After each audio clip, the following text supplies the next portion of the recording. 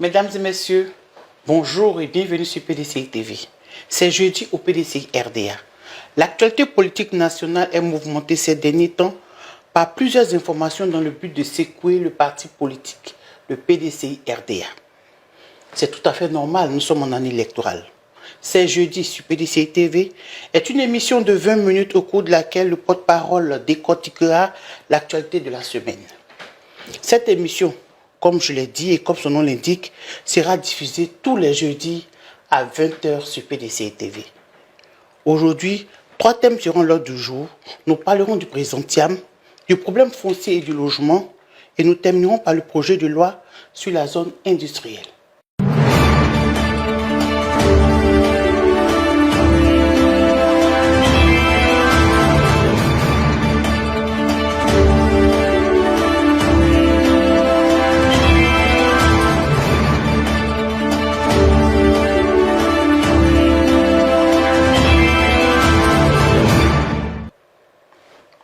L'invité du jour, je l'ai dit, l'honorable Prédoumi Soumaïla, secrétaire exécutif en chef adjoint chargé de la communication et porte-parole du parti.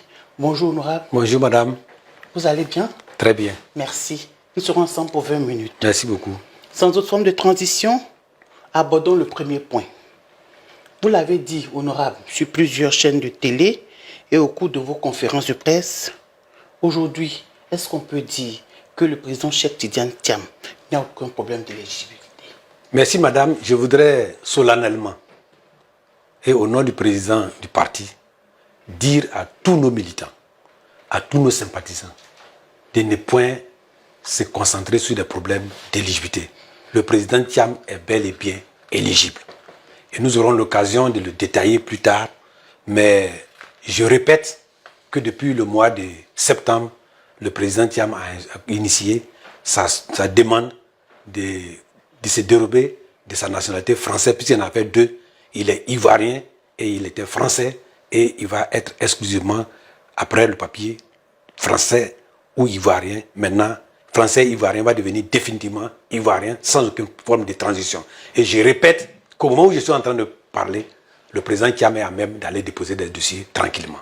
Merci, honorable. Hier, mercredi 26 février, il y a une forte mobilisation spontanée des militants pour apporter leur soutien au président Tidiane Thiam. Qu'est-ce qui a motivé cette mobilisation?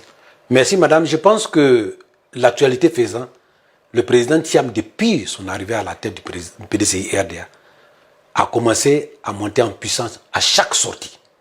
Et la dernière de Yopougon, qui avait été annoncée comme ça allait être un échec, et qui est celle de la société civile et tous les Ivoiriens qui ne sont pas forcément militants du PDCI RDA, a commencé à effrayer nos adversaires. Et cela, il faut trouver donc d'autres thèmes pour pouvoir le décourager. Et certains sbires qui sont manipulés sont allés déposer une plainte contre le président Thiam pour le destituer. Je vous apprends, madame, avec primeur, qu'aujourd'hui, jeudi, nos avocats sont partis au palais et le problème est donné sans suite. Sans suite? Sans suite, parce qu'il n'y a pas eu d'enrôlement du dossier. Donc je vous donne la primeur de cette information. Cela veut dire que les plaignants n'ont pas pu trouver les éléments pour aller, le dossier est classé. Mais en matière de politique, je sais qu'ils vont revenir. Mais mieux, nous avons reçu les plaignants et nous avons remonté la mode de l'affaire et nous nous sommes rendus compte que certains pontes de pouvoir sont à la base d'initiation de ce dossier-là. Et avec la complicité de certains membres du PDCI qui veulent prendre la place du président Thiam, mais qui ne peuvent pas par les électeurs. Et nous poursuivrons un jour pour donner tous les détails possibles. Ah, vous voulez dire que l'accusation a été motivée par certains cadres du pays? Y compris, bien entendu, avec la complicité de certains partis politiques, certains responsables des partis politiques pour lesquels nous dénoncerons au moment des conférences de presse. D'accord, merci monsieur l'honorable.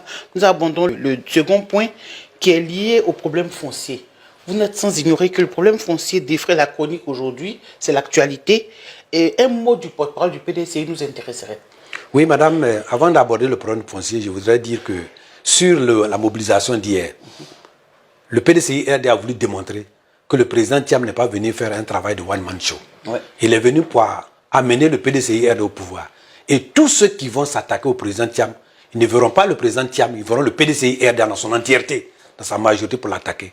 Et hier, c'était la démonstration des jeunes, des femmes et de tous les organes du parti qui sont allés au loin pour dire qu'ils revendiquent et ils réclament la démission du président de la CEI. Et c'est une question sur laquelle nous allons revenir dans notre prochaine conférence de presse. Et nous insistons qu'il faut que l'arbitre soit juste. Si l'arbitre n'est pas juste, nous allons faire en sorte que l'arbitre, on trouve un autre arbitre. Plutôt que de changer l'arbitre au cours du jeu, nous allons changer l'arbitre avant le jeu. D'accord. Honorable, c'est vrai, vous abordez le sujet, je reviens aussi. Il y a eu la sortie avec Maître Blessy à la RTI Première Chaîne au cours de l'émission. Un mot. Qu'est-ce qui s'est passé? Mais il s'est passé que nous avons reçu, c'est moi-même qui ai reçu la demande de la participation à la RTI. La RTI est une chaîne publique, nous avons jugé bon donc d'y aller. Et Maître Blessy a représenté le PDCI RDA. Dans le thème de la lettre, il était dit clairement que le PPACI aurait un représentant, le PDCI un représentant, et la CEI un représentant, et le RHDP un représentant. Il se trouve qu'arrivé là-bas, il voulait changer la règle du jeu. Et je rappelle à tous que la course politique n'est pas une course à relais. Les débats politiques publics ne sont pas des débats à relais. Ce sont des débats qui se font comme sous forme de course à la haie. À chaque octave, on saute. Et il se trouve que sur le terrain, sur le plateau, on a voulu redonner d'autres règles et Maître Blessy a refusé que les règles soient modifiées et qu'on applique. Pendant qu'on a commencé l'émission, que la dame qui représente la CEI est tombée d'accord pour continuer, il se trouve, et je vous le dis, que sans que l'écran, sans que la caméra ne soit braquée sur la porte, il y a eu de l'intrusion là, dans le studio pour demander le départ de la femme. Et elle était obligée de partir. Et donc les Ivoiriens ont à juger de la CEI qui chaque fois qu'elle, à quelque part, elle se décrédibilise. La CEI, de par son comportement, montre qu'elle n'a aucun respect pour les Ivoiriens et elle doit en tirer toutes les conséquences. Merci. Nous revenons maintenant sur le second point. Oui, comme je le disais, le problème foncier et de logement qui défraie la chronique ces derniers temps. Un mot de... Merci madame. Je pense que le PDCI RDA, par ma voix, condamne tout ce qui se passe dans le foncier. Depuis que ce pouvoir est là, c'est un imbroglio, c'est un, je ne sais pas comment qualifier ce mot, c'est une véritable jungle. Et nous avons reçu aujourd'hui même 5 plaignants qui sont venus nous dire, et un des plaignants nous a même dit que son problème, c'est un élu du RHDP qui veut lui arracher le terrain, parce qu'il est protégé. Donc ce dossier ne peut pas prospérer. Nous demandons donc à tous ceux qui sont concernés, qui sont victimes, de se constituer en un groupe. Et que nous, PDCI RDA, nous allons les accompagner pour dénoncer. De quoi s'agit-il? Il s'agit du fait que dans ce pays-là, des gens ont ramassé de l'argent. Et c'est tout ça qui fait que le GAFI, le groupe d'action financière, a classé la Côte d'Ivoire sur la liste grise. Et comme ils ont de l'argent en liquidité, et ils ne savent pas où garder cet argent, ils ne peuvent pas le mettre dans les banques. Ils veulent blanchir cet argent dans l'immobilier. Et comme ils ont des problèmes de terrain, alors ils utilisent la force pour aller récupérer les terrains des pauvres citoyens qui prennent du temps pour payer un terrain, du temps pour construire. Ouais. Et comme eux, ils ont l'argent pour construire en 6 mois, en 1 an, et ils sont allés les déloger avec la complicité du ministère de la Construction et de l'Urbanisme, puisque c'est eux qui délivrent les papiers. Donc nous dénonçons cela. Et les Ivoiriens sont légion qui sont victimes aujourd'hui. Nous devons créer notre ras-le-bol de ce pouvoir qui n'a pas de considération pour les pauvres, pour les Ivoiriens. Il n'a que de considération que la minorité des riches. Et ça, nous devons dénoncer ça. Alors cela vient au problème du logement. De quoi il s'agit?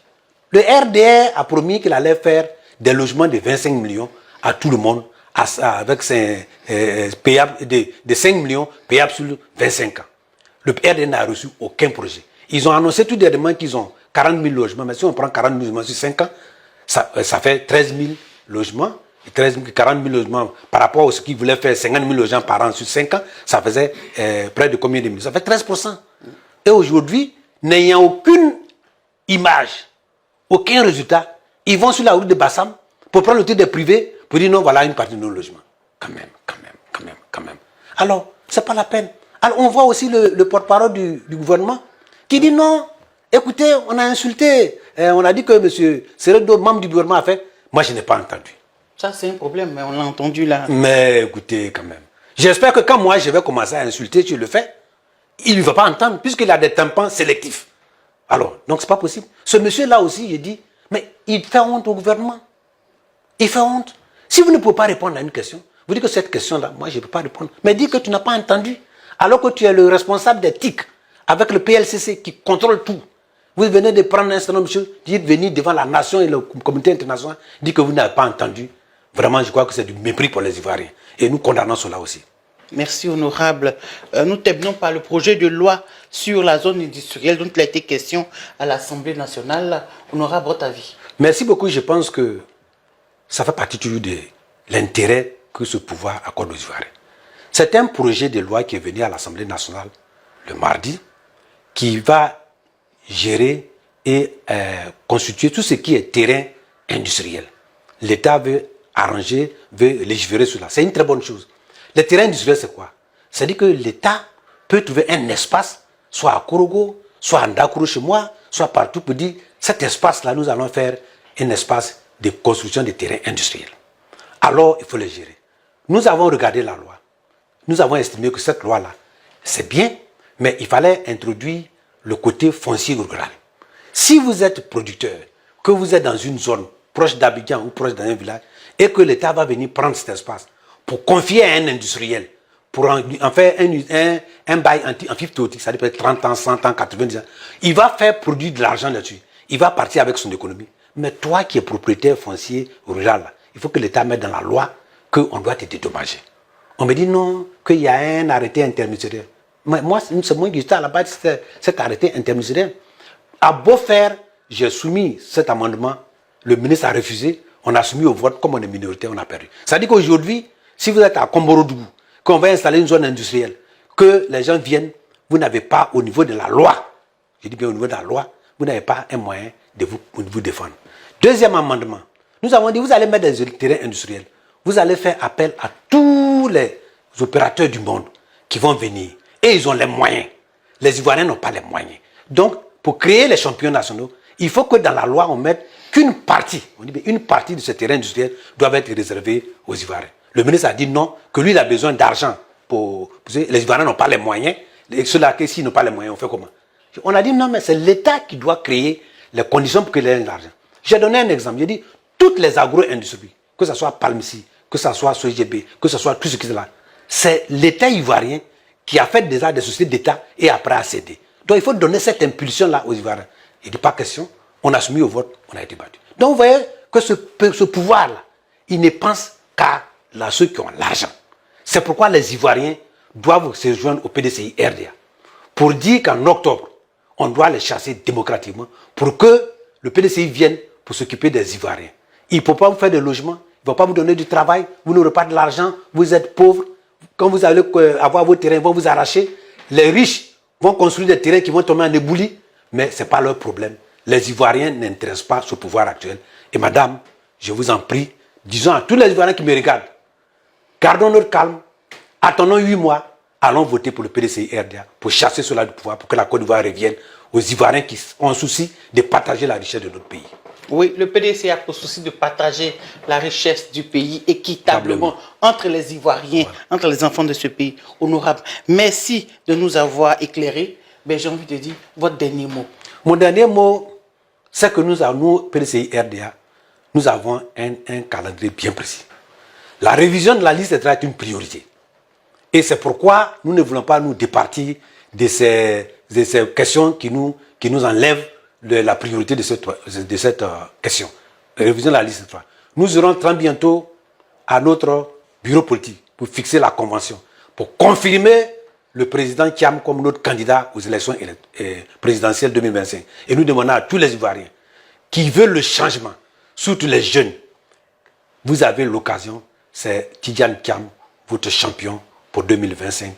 Président de la République, Tidjane Thiam s'occupera de tous les Ivoiriens, quelle que soit votre origine, quel que soit vos niveaux, quel que soit votre état de vie, et vous aurez une Côte d'Ivoire juste et équitable qui va partager la richesse de notre pays au profit de tout le monde, non pas au profit d'une minorité.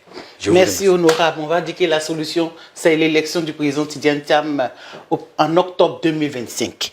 Merci de nous avoir suivis, chers téléspectateurs. À très bientôt. Prenez soin de vous. Dieu nous garde. Bonsoir. Vivons l'actualité sur PDCI TV tous les jeudis avec l'honorable Brindoumi Soumaïla.